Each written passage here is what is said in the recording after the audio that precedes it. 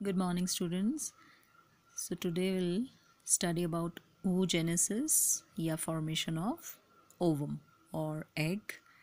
So it is the process of formation of a mature female gamete, that is the egg.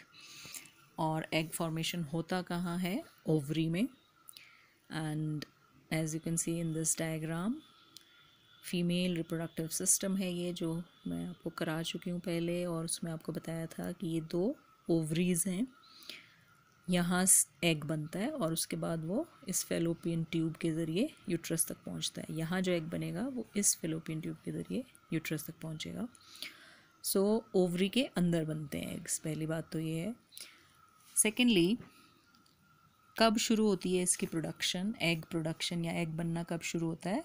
तो ये बड़ा interesting है। This starts before birth, है ना। मतलब जिस फीमेल की हम बात कर रहे हैं, जिसकी बॉडी में एग बनना है, वो अभी खुद भी पैदा नहीं हुई होती है ना। उसी टाइम जब वो अंदर फीटस में होती है, तब ही उसकी ओवरी में एग्स बनने शुरू हो जाते हैं। ठीक है।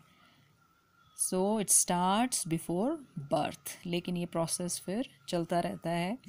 और ये जो एग फॉर्मेशन है ये कंप्लीट कब होती है? देखिए, ये अगेन वेरी इंटरेस्टिंग। ये कंप्लीट तब होती है जब अगर फर्टिलाइजेशन हो जाए उस एग में। ठीक है। एग का बनना जो है वो बहुत पहले शुरू हो जाता है, हम कह रहे हैं ना, बिफोर बर्थ। लेकिन एग रिलीज़ कब होता है ओवरी से? ओवरी से वो रिलीज़ तब होता है जब प्यूबर्टी आती है। अगेन जिस तरह हमने मेल्स में देखा था, मेल्स में क्या था, प्यूबर्टी के टाइम स्पर्म फॉर्मेशन शुरू होता है ना, 13 से 15 साल की उम्र में। फीमेल्स के केस में प्यूबर्टी की एज आप कह लीजिए 11 to 12 ईयर्स है।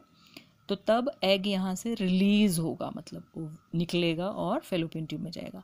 लेकिन उसका बनना जो है वो बहुत पहले शुरू हो जाता है, before birth, right.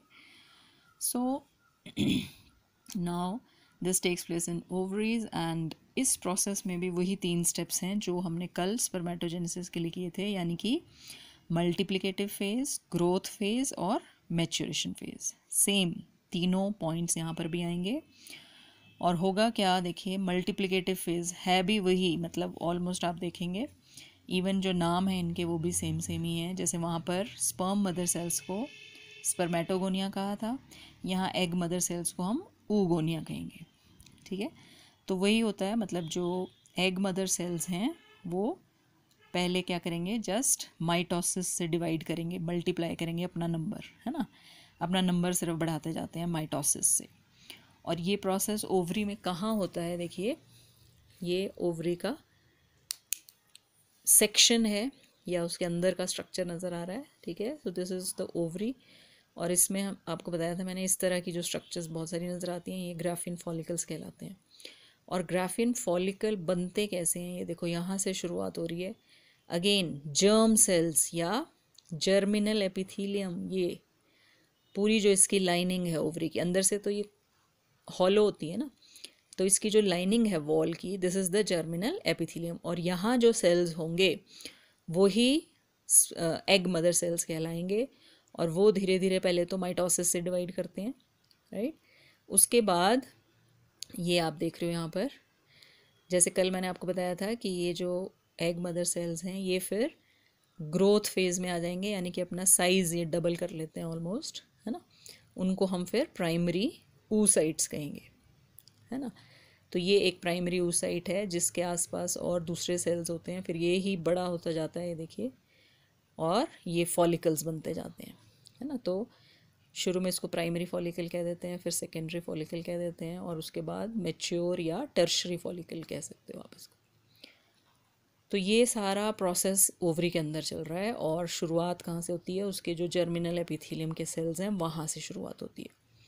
So first phase में जैसा हमने कहा, एग मदर सेल्स या oogonia, वो जो हैं सिर्फ माइटोसिस से पहले डिवाइड करेंगे और अपना नंबर बढ़ाएंगे। देन उसमें से कुछ एक जो है, ठीक है, दे you can say they enter, उनमें जो है ग्रोथ फेज़ होगी और उनका साइज़ थोड़ा बड़ा हो जाता है, उसको हम प्राइमरी oocytes कहते हैं। और यही जो प्राइमरी oocytes हैं ये अपने आसपास दूसरे सेल्स, ग्रेन्युलोसा सेल्स कहते हैं, उनको अपने आसपास उसकी एक लेयर बना लेते हैं, तो उसी को फॉलिकल कहा जाता है फिर। ठीक है ना। ये जो आपको यहाँ दिखाया मैंने फॉलिकल्स, इसमें जैसे बीच में जो है ये प्राइमरी oocyte है और उसके आसपास ये ग्रेन्युलोसा के सेल्स हैं, तो ये प्राइमरी फॉलिकल कहलाता है। तो इस तरह के बहुत सारे फॉलिकल्स होते हैं ओवरी में। जब कोई फीमेल या जब कोई लड़की पैदा होती है तो उसकी ओवरी में already there are about 2 million of such follicles, right. 2 million का मतलब है 20 लाख के आसपास। लेकिन धीरे धीरे क्या होता है, प्यूबर्टी की एज तक जब वो फीमेल पहुंचेगी तब तक उसकी ओवरी में सिर्फ 60,000 से 80,000 ऐसे फॉलिकल्स रह जाते हैं। पैदा होने के टाइम तो 20 लाख के आसपास थे, लेकिन प्यूबर्टी तक आते आते वो उनका नंबर काफ़ी कम रह जाता है। ठीक है।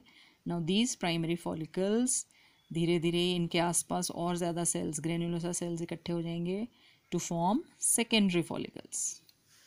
ठीक है, बड़ा होता जाएगा नहीं, प्राइमरी फॉलिकल जो है वो सेकेंडरी फॉलिकल बन जाएगा, उसके बाद टर्शरी फॉलिकल बन जाएगा। टर्शरी फॉलिकल की पहचान ये होती है कि इसमें बीच में एक खाली कैविटी होती है विच इज़ कॉल्ड एंट्रम। ठीक है, यहाँ इस डायग्राम में भी आप देख सकते हो। Now this is a tertiary follicle, right, जिसमें कि ये है जो हम प्राइमरी oocyte की बात कर रहे हैं, सबसे बड़ा सेल ये है, बाकी सारे ये ग्रेन्युलोसा के सेल्स हैं या फॉलिकल सेल्स कह देते हैं इनको, और बीच में ये खाली कैविटी जो है दिस इज़ कॉल्ड एंट्रम। ठीक है। सो अभी तक तो मल्टीप्लिकेटिव फेज और ग्रोथ फेज चल रही है ना। मैच्योरेशन फेज आपको बताया कब हम कहते हैं इसको, जब इसमें मियोसिस होना शुरू हो जाएगा। तो जो प्राइमरी oocytes हैं उनमें मियोसिस होगा, एंड अगेन मियोसिस 1 और मियोसिस 2 दो स्टेजेस है ना। तो जो प्राइमरी oocyte है उसमें जब मियोसिस 1 होगा तो बनेगा सेकेंडरी oocyte, और मियोसिस 1 से ही होने से क्रोमोसोम नंबर हाफ हो जाता है ना, तो सेकेंडरी oocyte जो है वो हैप्लॉइड होता है। अब यहाँ एक प्राइमरी oocyte में अगर मियोसिस होगा, मियोसिस 1, तो 2 सेकेंडरी oocyte बनने चाहिए ना, लेकिन होता क्या है, एक काफ़ी बड़ा सेकेंडरी oocyte बनता है और एक छोटा सा दूसरा सेल बनता है, उसको पोलर बॉडी कहते हैं। तो 2 अलग तरह के सेल्स बनते हैं, कहने का मतलब है। ठीक है, इक्वल डिवीजन नहीं होता है यहाँ पर, लेकिन हाँ ये भी हैप्लॉइड होगा, ये भी हैप्लॉइड, और ये पोलर बॉडी जो है ये डीजेनरेट हो जाती है बाद में। बचता है एक सेकेंडरी oocyte जिसमें होगी मियोसिस 2। ठीक है, और जब इसमें मियोसिस 2 होगी सेकेंडरी oocyte में, तो फिर से वो अनइक्वल डिवीजन होगा, यानी कि एक बहुत बड़ा सेल बनेगा जो एग या ओवम कहलाता है, और एक छोटा सा सेल बनेगा जिसको हम पोलर बॉडी बोलेंगे। अगेन वो डीजेनरेट हो जाती है। कहने का मतलब ये है कि अल्टीमेटली आपको एक ही एग मिलता है एंड में। वैसे तो मियोसिस से 4 सेल बनते हैं, जैसा कल स्पर्म्स देखा